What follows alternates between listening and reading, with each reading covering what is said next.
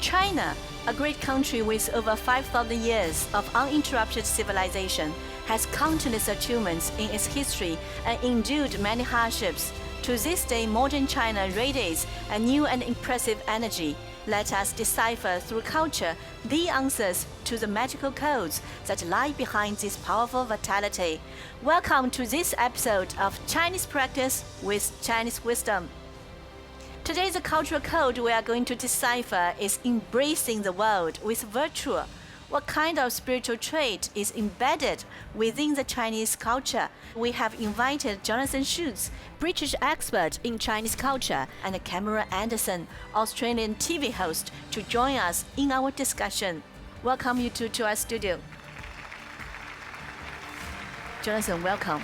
Please take a seat. Thank you. Cameron, welcome. Take a seat.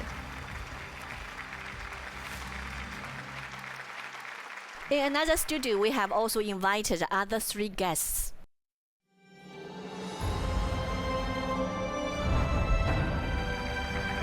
Professor Hao Li Shing, Professor Wen Haiming, and British sinologist Dr. Benjamin Coase.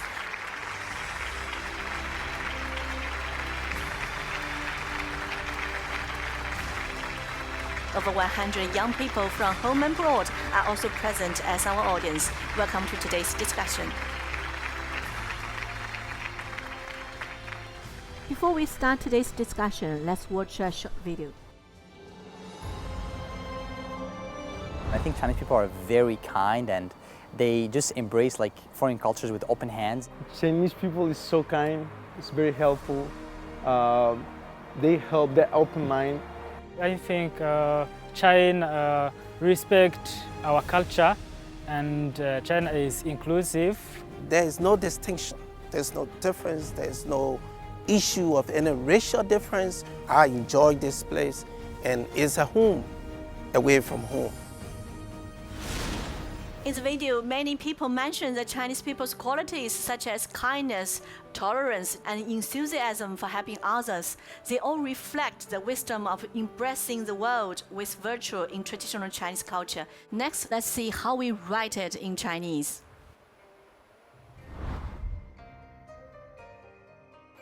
Yes. Wow.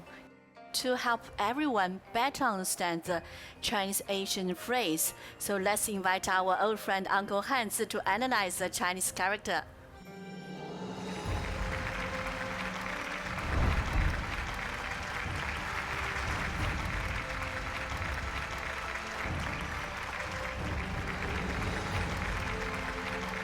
Hello, my name is Richard Sears. Today, let's talk about the character De. This is what De looks like in oracle characters. The four surrounding components represent a crossroad. The middle portion is the shape of an eye. There is a straight line above the eye. Later, after evolution, its bronze inscription form was written like this.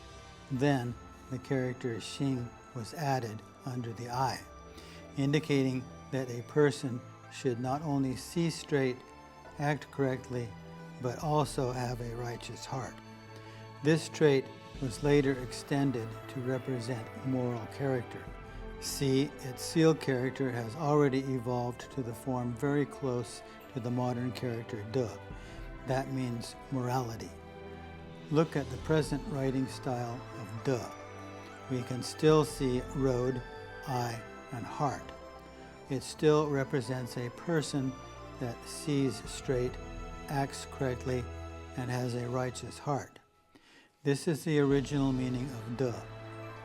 The phrase, embracing the world with virtue, means to accumulate virtue so as to carry out and operate various things in the world with tolerance and virtue. Thank you. Thank you. So Uncle Hans analyzed the meaning and the formation of the Chinese characters. Where did this phrase come from? Jonathan, could you please share with us a bit about your thought? Well, as far as I know, it comes from the I Ching, the Book of Changes, which is about 3,000 years old. I'm told that the phrase itself is this one, is here, this one here. Ah. Any good person should be tolerant of all different kinds of things. Embracing the world with virtue, it sounds very general, but the more you look at it, the more you find behind it, the more you understand. It's actually quite profound. That was amazing. It reminds me of the first time I saw this phrase, and it was actually on the emblem of Tsinghua University. I had no idea it back then. And then after having lived in China for many years, I finally been able to understand that this is such a unique concept that is actually embraced wholeheartedly by the people of China. Actually, I've always been confused. Like, it's hard to pinpoint which English word best represents this character, isn't it? Well, a word as broad as virtue is really, really hard to translate. Yes. Even within one single language, it's hard to say what it means. Different people will think different things. But it's really clear that the whole concept of embracing the world with virtue is well embedded into Chinese culture. I'm told that the Chinese word, but this word also has suggestions of internal strength and even personal charisma and generosity. Thank you. It seems that both of you have got good understanding about the word virtue. Then how shall we interpret embracing the world with virtue? Let's listen to the experts. The Chinese phrase 厚德 has two meanings.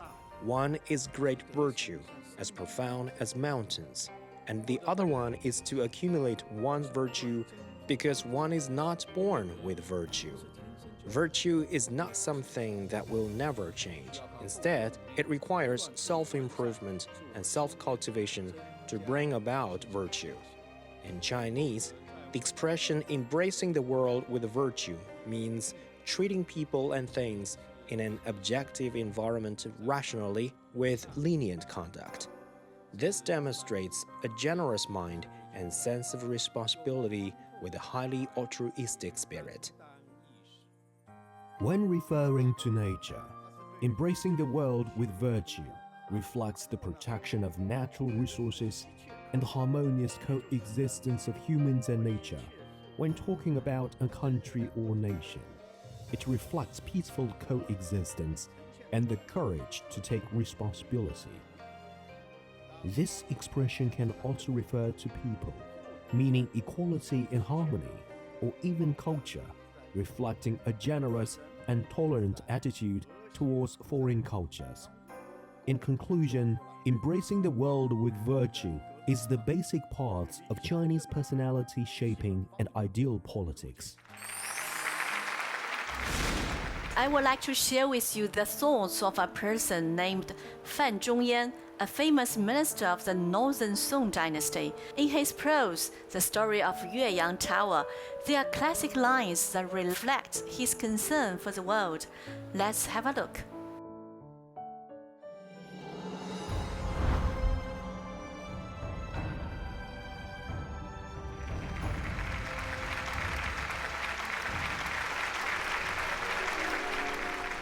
Jie fu 欲长求古仁人之心，或异二者之为，何哉？ The Story of Yueyang Tower was a prose written by Fan Zhongyan, a politician and writer of the Northern Song dynasty in China. By expressing his emotion while admiring the scenery, the author revealed his patriotism as well as his concern for the country and its people. They vowed to be the first to worry about the woes of the people and the last to share the weal of the people. A celebrated quotation from his prose has been handed down from generation to generation. 先天下之忧而忧，后天下之乐而乐乎？噫！微斯人，吾谁与归？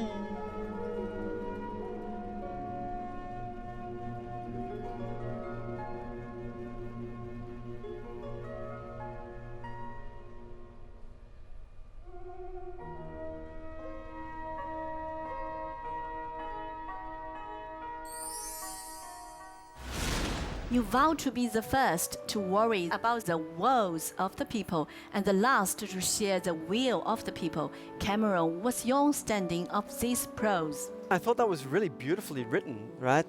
This way of thinking is extremely contagious. And just like it was clear that Fan Zhongyan held the people's feelings in his heart as the number one position. And this also gave the people a great reason to build up their own morals. The idea of a virtuous leadership is common to many, if not most, cultures, but perhaps it's most directly outspoken and most embedded into the culture here in China. Right.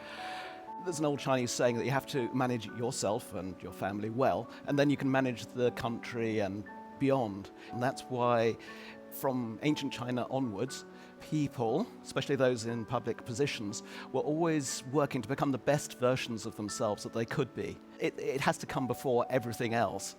Exactly, Jonathan. The concept of embracing the world with virtue subtly influences the behaviors and values of the Chinese people. Similarly, it has also affected our attitude towards foreign cultures and civilizations. Next, let's watch a dance that will take us back to the Tang Dynasty.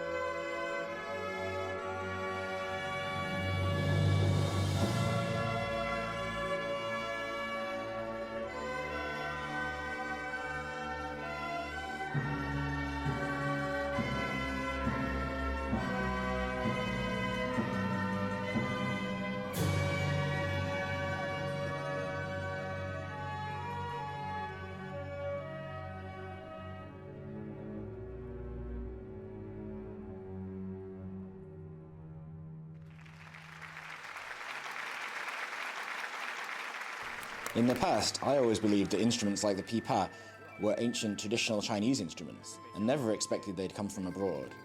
The prevalence of the foreign musical instruments in the Tang Dynasty can demonstrate the confidence and spirit of the Chinese people to embrace foreign culture. From the performance just now, we can see that as well as musical instruments, clothing and dance have also absorbed some elements of foreign culture. I think this is one reason why the Tang Dynasty was so strong, this kind of inclusiveness and openness.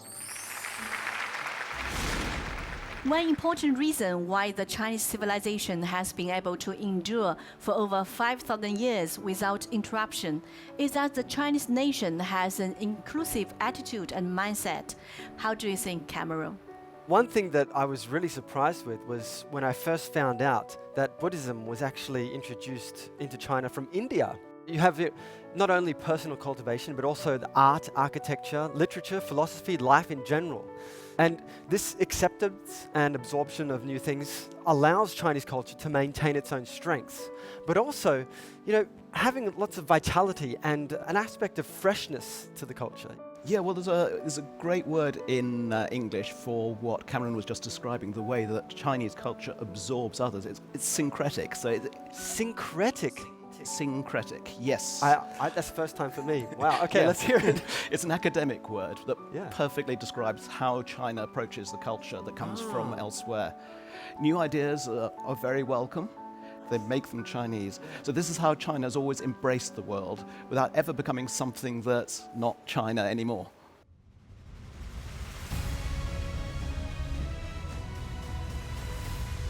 As we enter the 20th century, members of the Communist Party of China took on the responsibility for the fate of the country, continuously cultivated their willpower and morality, and finally undertook the historic mission of changing China. So entering the new era, how do we inherit and carry forward the spirit of embracing the world with virtue? Let's watch a short video. Since 2012, China has bestowed honors on a number of role models who have made outstanding contributions with such titles as moral models, role models of the times, the most respectable persons, and good Samaritans of China. They include Wang Jicai, the island militia sentry, who dedicated his life to safeguarding China's east coast. Zhang Guimei, who lit up the dreams of mountain girls in their aspiration to attend college. Nan Rendong, the founding father of the FAST telescope, who took on the great responsibility of national rejuvenation. Zhao Yafu, who has spent his whole life in the countryside, leading farmers to prosperity. And the Chinese astronauts, who realized China's space dream. Their noble character is rooted in the profound cultural treasure of the Chinese people, and their heroic deeds show the spiritual power of the era and set an example for the whole nation. When you travel around China, even if you don't speak or read Chinese, you begin to recognize that there are certain characters that are posted everywhere. They crop up again and again. And there are 24 of them altogether, I believe, which represent the core values of socialism, with patriotism obviously being one of those. They're there to remind the people of what they should be living up to, of how they too can become more virtuous in the Chinese sense. These characters that you see everywhere actually have a really long history in Chinese thought. Yeah, it made me think of a story, a Chinese lady who she actually gave up high-paying salary job opportunity because she graduated from university to go to a small mountain village. She actually had a view of increasing the collective wealth of the entire village. And she did this through teaching the villagers how to grow sweet oranges. And also getting the e-commerce knowledge up to scratch. And this simple introduction of this new knowledge actually encouraged the wealth of the entire village. And it was unfortunate that she actually passed away due to a natural incident, but she wasn't able to see that. The lady that Cameron mentioned was Huang Wenxiu, who served as a rural official after her college graduation. She was only 30 years old when she lost her life. Her story reflected the virtues of a CPC member who should uphold the political virtue of staying loyal to the party and its cause, the public virtue of benefiting the people, and the individual virtue of self-discipline. Yes, because there aren't that many countries that set moral requirements for the ruling party, for the leaders, or for the people themselves in the way that they do here in China. It is unusual, but this mixing of personal and public standards has a very long tradition in this country, as we've seen today. Certainly, it's looked on as absolutely essential here. Yes, indeed, Jonathan. In today's more open and diverse world, on the one hand, we are paying more attention to our own moral development. On the other hand, we are also engaging with other civilizations in the world with a more open and inclusive attitude. In 2019, China held the first conference on dialogue of Asian civilizations. Let's take a close look. In May 2019, the Conference on Dialogue of Asian Civilizations, sponsored by China, was held in Beijing. The theme of the conference is exchanges and mutual learning among civilizations for an Asian community with a shared future.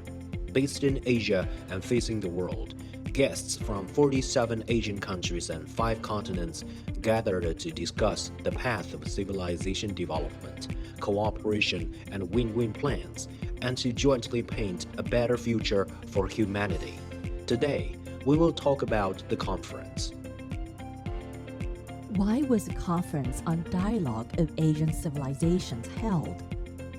The conference originated from the vision of building a community with a shared future for mankind and a better world. It was intended to strengthen exchanges among young people, civil society organizations, local governments, media, and other social sectors to create a think tank and cooperation network to enable Asian people to enjoy a more profound spiritual life and make regional development cooperation more dynamic. What were the important propositions of the Conference on Dialogue of Asian Civilizations? Respect each other and treat each other as equals. Uphold the beauty of each civilization and the diversity of civilizations in the world. Stay open and inclusive, and draw on each other's strength. Advance with the times and explore new ground in development. How effective was the Conference on Dialogue of Asian Civilizations? The conference held a grand opening ceremony, simultaneous forums, an Asian Culture Carnival, and the Asian Civilization Week. Through these diverse forms, the conference had achieved fruitful results. The 2019 Beijing Consensus of the Conference on Dialogue of Asian Civilizations was released. Multilateral and bilateral cooperations were initiated, and supporting documents were signed. 26 project results and research reports in 4 major categories were released, providing important opportunities for promoting exchanges and mutual learning among Asian civilizations. It was also creating the building of a community with a shared future for mankind. The Conference on Dialogue of Asian Civilizations has established a very important platform for exchanges and mutual learning among civilizations in Asia and worldwide. Yeah, it's always good to see dialogue, isn't it? You'll always have contradictions between cultures, and so it can only be positive where there are forums where these can be discussed openly, all more so in times where there's tension and conflict increasing around the world. This is all about embracing the world again, the first part of our statement. It's not just tolerating, but actually celebrating our differences. The more cultural exchanges there are between people, the less conflict there'll be. Yeah. At least that's the hope. Yeah.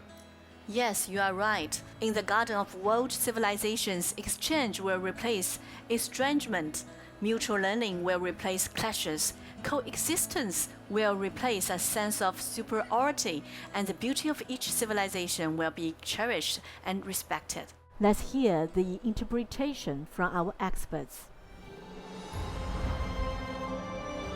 Starting from the common interests and values of all humanity, President Xi Jinping has creatively put forward a series of new concepts, new ideas, and new initiatives that feature Chinese characteristics, embody the spirit of the times, and lead the trend of human progress, contributing Chinese wisdom to the coexistence, exchange, and mutual learning among different civilizations, and to the greater prosperity of the garden of world civilizations. By proposing the concept of a community with a shared future for mankind, and the Belt and Road Initiative, and by proposing the Global Development Initiative, the Global Security Initiative, and the Global Civilization Initiative, and in particular, the common values of all humanity, China has always been a builder of world peace, a contributor to global development, and a defender of international order. Embarking on this new journey, the Chinese path to modernization as a new form of human civilization will greatly enrich the garden of world civilizations by drawing on each other in the world.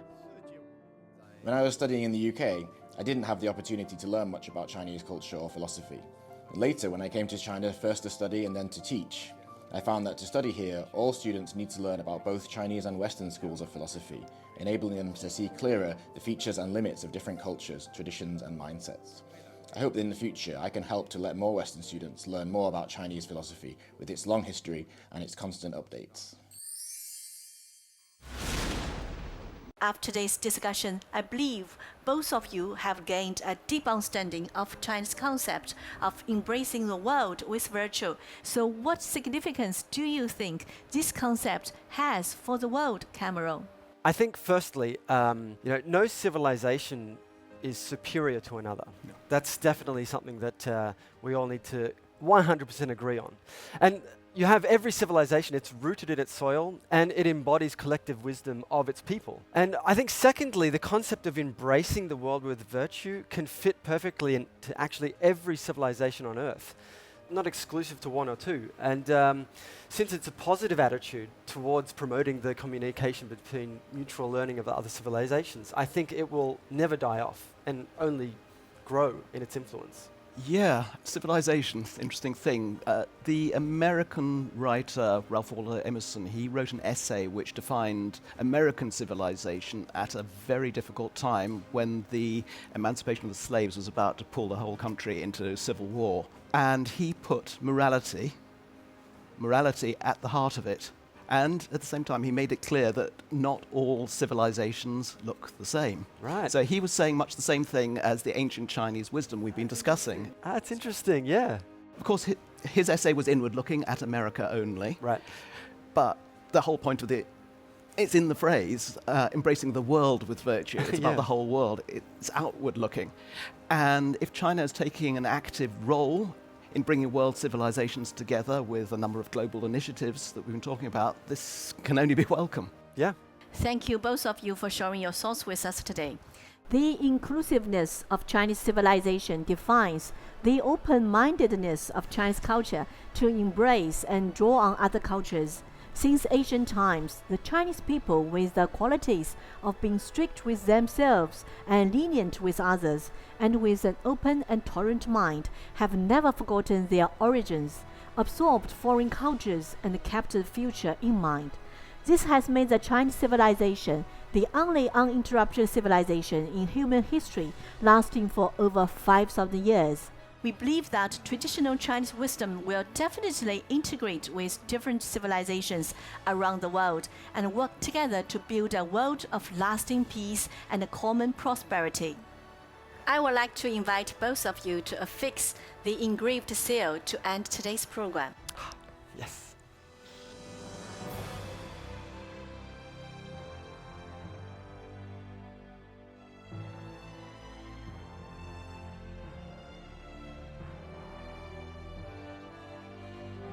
And show to our audience.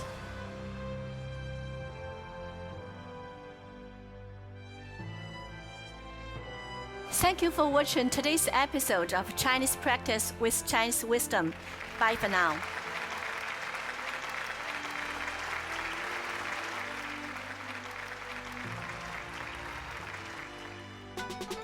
泱泱中华5000年，一脉相承事无双。三皇五帝文明史，诗书礼乐远流长。天下为公行大道，求索千载谋大同。民为邦本世人正，本固邦宁社稷稳。为政以德如北辰，正己修身重心拱。革故鼎新常思变，生生不息永无穷。任人唯贤无偏私，五湖四海论英雄。天人合一法自然，和谐共生道相通。自强不息天行健，百折不挠气如虹。厚德载物地势坤，海纳百川人有容。讲信修睦诚为本，协和万邦命运共。亲仁善邻和为贵，人间正道。说不完千